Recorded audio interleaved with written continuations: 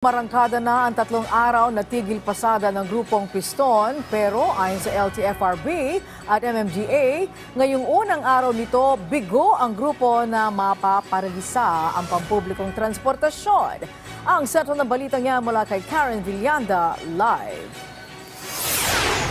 Angelic, hindi na paralisa ng tigil pasada ang pampublikong transportasyon. Ayon na rin sa monitoring ng MMDA. Nagtungo rin kaninang umaga dito si government caretaker na si Vice President at DepEd Secretary Sara Duterte at nanindigan na walang kanselasyon ng klase sa mga susunod na araw. Ganito ang sitwasyon kanina alas 6 ng umaga sa Commonwealth Avenue sa unang araw ng 3 araw na tigil pasada ng grupong Piston. Ayon sa mga pasahero, normal lang hirap makasakay ng pampublikong transportasyon sa lugar na ito pero mas nadagdagan ang kanilang paghihintay kanina. Ilang mga pasahero ang na-late sa trabaho dahil sa hirap makasakay ng pampublikong transportasyon. Narito at pakinggan natin ang kanyang pahayag. Kasi kadalasan po, alas 6 po. Yun talaga yung punta ko rito eh. Tapos nakakasakay agad ako. Para sa amin po kasi mahirapan kami lalo pag commuters ka. Malaki po nga sa amin yun eh. Kasi sa trabaho nga po eh. Maapektuhan yung trabaho namin. Ang tigil pasada ng Piston, sinabayan rin ng halos 1,000 tsoper ng grupong Manibela sa Monumento, San Andres Bukid at Marikina. Pero ayon sa MMDA, bigong maparalisa ng grupong Piston ang pampublikong transportasyon sa kanilang isinagawang tigil pasada. Nasa 66 na rescue vehicle lang kasi ang nagamit sa 686 na inihanda ng mga MMDA, LGU at national government. Narito at pakinggan natin ang pahayag ni MMDA Chairman Romando Artes.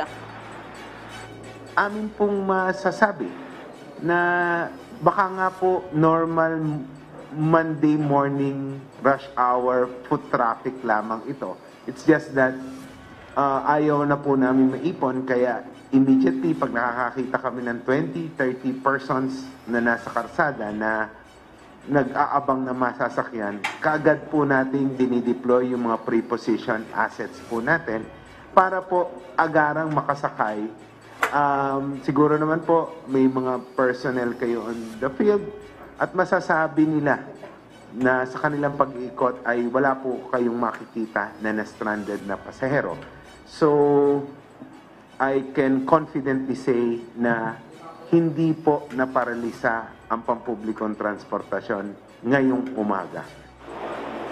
Samantala, personal na binisita ni Vice President at DepEd Secretary Sara Duterte ang command center ng MMDA kaninang umaga. Dito nakikita ng MMDA kung saan lugar sa Metro Manila ang apektado ng tigil pasada at magpapadala ng rescue vehicle. Ilang rescue buses rin mula sa Office of the Vice President ang inilaan. Kasabay nito, nananatiling walang kanselasyon ng klase ang direktiba ng Vice Presidente sa 3 araw na transport strike. Narito at pakinggan natin ang pahayag ni Vice President Sara Duterte.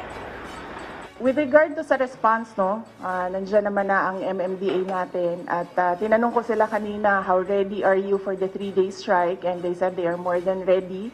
And yung kanilang paghahanda nga is more than yung projections nila ng pagparalisa ng transport sector natin. Sa Department of Education naman, the general rule is there will be no cancellation of classes during a transport strike. The only exception is if the local government unit will declare a cancellation of classes, but the MMDA do not recommend the cancellation of classes.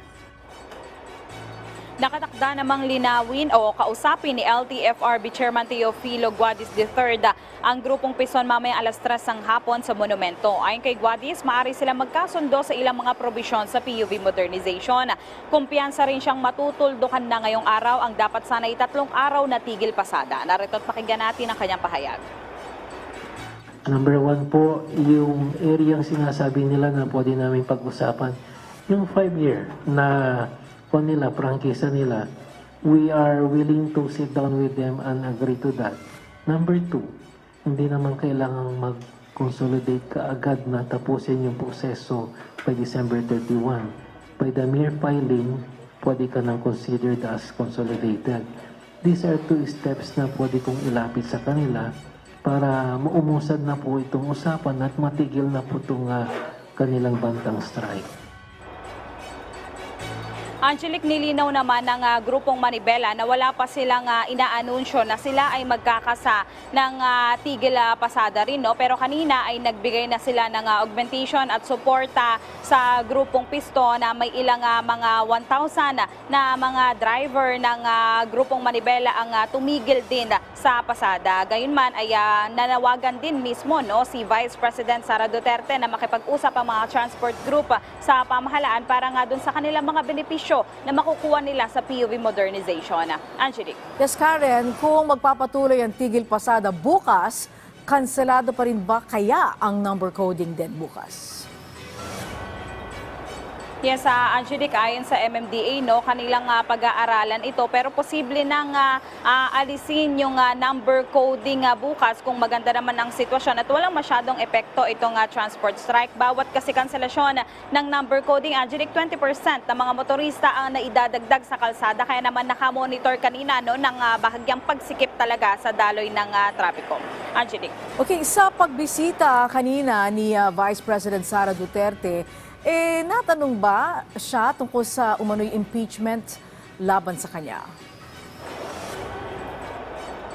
Yes, Angelique, natanong yan, at ang sinabi niya, kumpiyansa siya na may tiwala pa rin sa kanya si President Ferdinand Marcos Jr., dahil bago nga ito lumabas ng bansa, ay tinanong niya kung alam ba ng presidente ang impeachment at sinabi nga at inamin sa kanya na alam nga ito ng presidente. Angelique. Okay, maraming salamat sa iyo, Karen Villanda.